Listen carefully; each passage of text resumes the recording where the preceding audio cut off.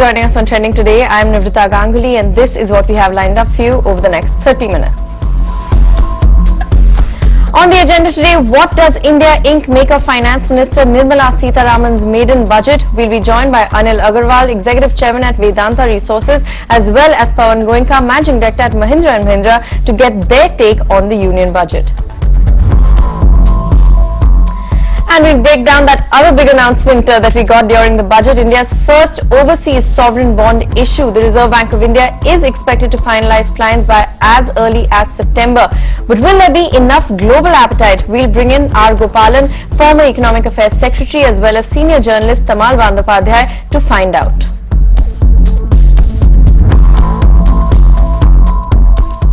Finance Minister Nirmala Sitharaman presented the union budget in the Lok Sabha on Friday, and the general consensus does seem to be that it was an all-round balanced sort of budget with a focus on both rural as well as urban India. Now, as far as corporate tax is concerned, though, there were tax reliefs coming in for small enterprises but none coming in for the bigger players, who in fact saw 20% tax coming in on buybacks as well. So what then has India Inc. made of the various announcements that we saw coming in this budget? Well, we have with us Anil Agarwal, Executive Chairman at Vedanta, as well as Pawan Goenka, Managing Director at Mahindra & Mahindra, to really give us their take on the budget. Welcome to the show, gentlemen. And in fact, Anil, let me just start with you.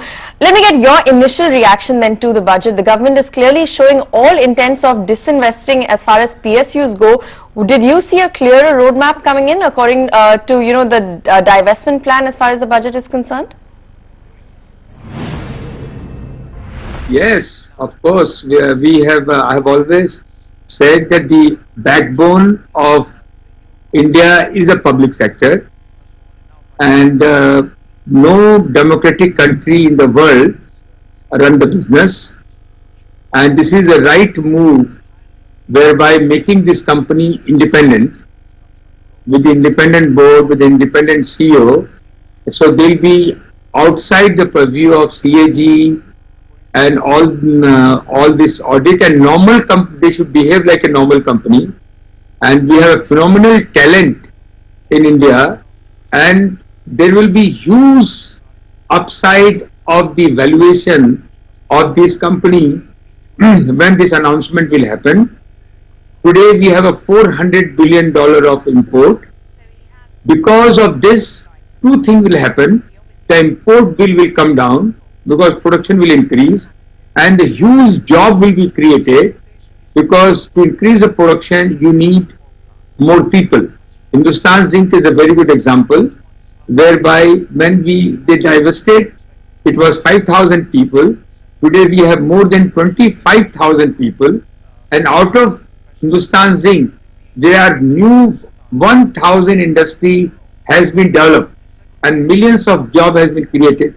So it will have a huge reflection the day they will start making this company independent, and the big investment will come into this company from the foreign.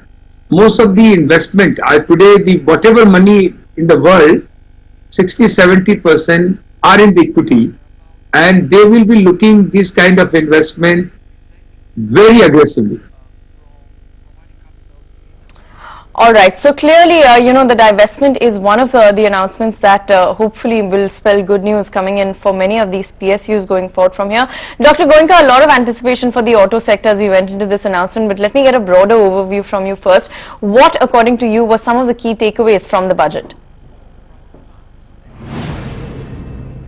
Well, first of all, I think this budget has laid out more of roadmap for the next 5 years, then talk specifically in what happens for this year, and therefore what Government of India wants to do with rural India, with urban India, with young India, with women, with MSMEs, with corporates. All of that has been covered quite well in terms of where we are headed, and the budget clearly was big on defining the intent of this government for the next 5 years. The second point that we must keep in mind is that the finance minister probably had very little maneuvering room in terms of fiscal space because our revenues are somewhat short of expectation. and the economy right now is on a somewhat of a slow curve, and therefore we shouldn't have expected too much of immediate stimulus that they could provide. So with those constraints keeping in mind, and keeping in mind that vote on account that was done, the budget at that time was also fairly elaborate budget and not really an interim budget, and therefore keeping all of that in mind, I think what we have is not too far from what was expected, not I wouldn't say not too far from what was hoped, but what was expected. Where the budget has probably done the most in terms of impact is what is done to the banking sector by bringing in 70,000 crore of recapitalization for PSU banks, by easing some norms for NBFCs, by some loss coverage that they have talked about up to 10%. I think that will do a lot to bring more money in retail financing. And one of the problems that industry was facing was not able to get enough financing for the retail customer. I think that's probably the biggest impact that the budget would have in the short term. There are many long-term things, but in the short term, that's the biggest impact.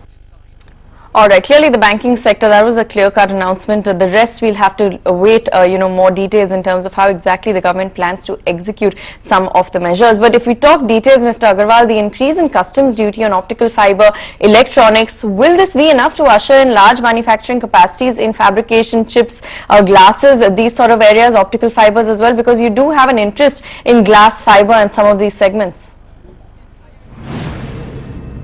Yeah, the industry was demanding all the time that we have been very liberal in import, and we have the huge capacity.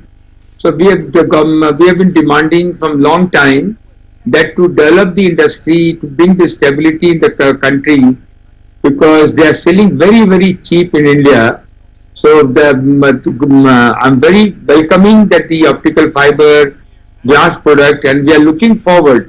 India will be importing $7 billion of glass for TV, for cell phone, and for the computer. And on the back of it, millions of jobs will be created. So we are looking this electronic industry very welcome on this, and making me assure and reassure that our investment plan can be accelerated to create this taking forward the glass and chips industry. All right, Dr. Gunga, from the budget announcements, are there any steps that you think will actually help boost consumption? Coming into the budget, that was the key focus, at least for the market, because that really is what is most needed in the current scenario. There is, of course, also in addition to that, we'll be watching future GST Council meetings. Any future GST rate cuts that you think are on the anvil? Did you get that sense from the budget? Well, now in the new regime of GST, any indirect tax increase or cut is not part of the budget. It always happens to GST Council, and therefore one would not expect a GST rate cut being announced in the budget. It's very clear that for the short-term stimulus, we do need to have some kind of indirect tax relaxation to bring the prices down, to get the demand cycle going, which clearly was not a budget subject, but I hope the GST Council will take a note, and not a permanent reduction in GST, but a short-term reduction in GST, as was done in the previous slowdowns, say 2009, 2010, to excise duty, would definitely help, and I think needed to get the economy back on track, to get the demand cycle back on track. That couldn't have been done in the budget, and obviously was not done in the budget. As I mentioned earlier, that the whole thing to the banking and financing would probably be a positive stimulus. Beyond that, there was nothing specific that will help in the short-term demand creation, but there are a lot of other measures that are coming in which will have an impact on the longer term. All right, Mr. Agarwal, of course, the customs duty increase coming in on crude oil. Let me get your take on that. Was this, a step in the right direction in terms of raising funds, especially for companies which are net exporters also of petrol and diesel? That brings in a significant amount of dollars for the country. What would be your take on that? Yeah, that I look at the bigger picture. And I'm looking forward. Government is encouraging to have the domestic production, and I'm sure this crude oil import, they're looking for the deficit and to raise the more money for various purpose. But the fundamental, India should produce more and more oil. And what government is nowadays doing to simplifying the process, and also we are looking whether existing contract they can simplify the process. We still have to more and more of ease of doing business and trusting the people who are handling the business for them, and self-certification. Nothing should be pre, everything should be post, and will be definitely help. So what money the tax they have put in on the oil for the deficit purpose, but the bigger picture is that there is, I have no doubt with the new government policy there will be more production of oil in the country because our geology is very good and we'll be able to produce more oil. All right, so that's as far as the oil picture is concerned. In fact, on a somewhat related note, Dr. Goenka, this budget focused very specifically on electric vehicles. The finance minister proposed a GST rate cut to 5% for EVs, also tax benefits of up to $1.5 lakh for customers who are taking loans for these electric vehicles. How much do you think this will actually help, us achieve this electric vehicle vision for the country? Well, let me first say that as a leading EV player in India as of now, we as Mahindra are very happy to see the thrust that Government of India is putting in electric vehicles. I would also say that from the government side, we cannot ask for more. The Government of India has done everything that possibly can be done in terms of GST rate reduction, in terms of HAME2 benefit, in terms of registration of free electric vehicles, and now some import duty reductions that have been announced today, as well as the 1.5 lakh write-off on income for the interest on electric vehicle. It's quite a good package, and I believe that now it is industry's responsibility to make the electric vehicles affordable, desirable, and create a positive pull for it to make it happen. I guess other than the financing package that I talked about, the EV push that we saw, the thrust that we saw in this budget was perhaps the second very big thing that has been announced. All right, Mr. Agarwal, the government is also consolidating labor laws into 4 major groups. Mining is a sector which is fairly labor intensive, and you have a presence there as well. Is this consolidation enough to ease out, the issues that we were seeing as far as labor reform goes, or was there much more that was needed from the government on this? Yeah, no, we are a democratic country, it's not China, so you can do what you want. But what the process has started, people always get scared for the labor reform. But trust me, more the labor reform happen, more the employment will be generated. Because internationally, today the best place in the world to do the manufacturing is India. China has no more attraction. Nowhere in the world there is attraction where you have infrastructure, very, very good mind. And what is in the paper, labor law, is in the paper. But the foreigner get scared. More and more liberalization, and I request all the union not to get scared at all. There will be 10 times, I'm using the word 10 times more job creation will happen. They are going slowly on the labor reform. They should do more reform. Nobody being fired. They have to remain in this discipline. But the demand of the people is so much that I'm looking forward that people should move to India, which has a very good legal system. We have a very good infrastructure and huge human resource available. With this labor law, I expect more and more job to be created and more industry to be set up in India. All right, definitely need for more jobs at this point in time. Dr. Goenka, nothing in particular has been announced to actually boost consumption directly for the auto sector. You did mention proposals for the financial sector are the only key announcement that could help consumption. How do you see tractor sales, passenger vehicle sales panning out then over the next few months? Because many auto companies are suggesting a GST rate cut for cars. Do you think that will help? See, as we just talked about, that other than the finance availability and perhaps the rate reduction that already should have happened because of repo rate reduction, there isn't that much direct that'll change the fortunes of the auto tractor industry from this. It will still depend on the monsoon, what happens there. But I think if the government of India believes, and I hope it does, that getting the auto industry back on track is very important for the economy. And the industry has degrown 11 months out of last 12 months, and in the last 2 months, fairly high double-digit degrowth. It's very important that some short-term stimulus be brought out. I am not one to personally look for GST rate reduction. Because the government does need revenue, and auto industry is one of the best sources of revenue for government of India in terms of indirect taxes. So I don't think that one can ask for a long-term reduction in GST because the revenue is required.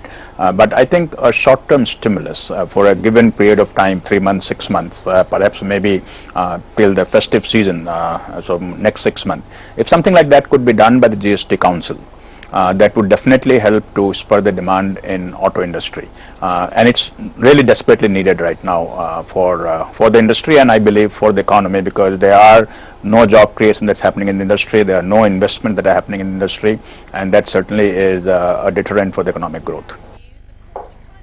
All right, certainly a tough time for the auto industry, and we didn't really get those direct sort of announcements to actually spur demand coming in from the finance minister. But just a final question, and I'll take this to you, Mr. Agarwal. Do you think anything was missed in this budget?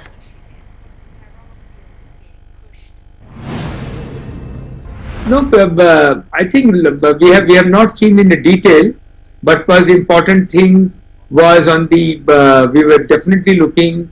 Aluminium will change India, because aluminium, we have a bauxite, we have a coal, and a huge demand in India, and it is very important that the 60% of aluminium in India being imported.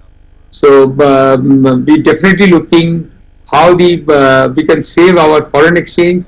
India has lost about $6 billion. So I'm sure the government is considering. But I was very happy that all the electrical side, electronic side, startup side, starting the business, they have given a lot of support.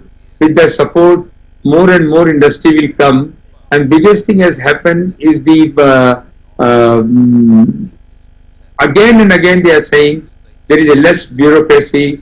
And I'm looking, NBFC has been supported, banks should be supported, make them free to run their business. The biggest thing which I find, which I have been saying, that we have a 5,000 years culture, and we have a forts, we have a temple, we have a beach. The control of government should go away and should be independent. So the more and more tourists, I'm looking 10 times, everybody wants to come to India.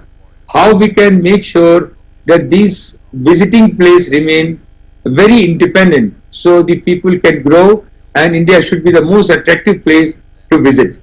Also, I looked at the infrastructure. I never seen anywhere in the world the focus on so much of infrastructure, and the infrastructure is in high, and the housing, people are not understanding how this will change India. And the biggest thing is the money. A very, very good move where government is saying to borrow the money, because money outside is very cheap. India industry cannot run with the high rate of interest. They cannot compete in the world. So this will be very good move where they can get a cheaper money to run their industry. Overall, I congratulate Sitaramanji, Finance Minister, for this progressive budget, and I wish India will move forward to eradicate poverty, create more jobs. All right, thank you so much. We'll leave it at that. Pawan Goenka as well as Anil Agarwal. Clearly, it's a wait and watch kind of a sentiment that's coming in from India Inc. We'll have to see how many of these announcements actually pan out from the government. But let's shift focus then to the other big announcement that we got coming in the budget, India's move to tap the global liquidity rush with its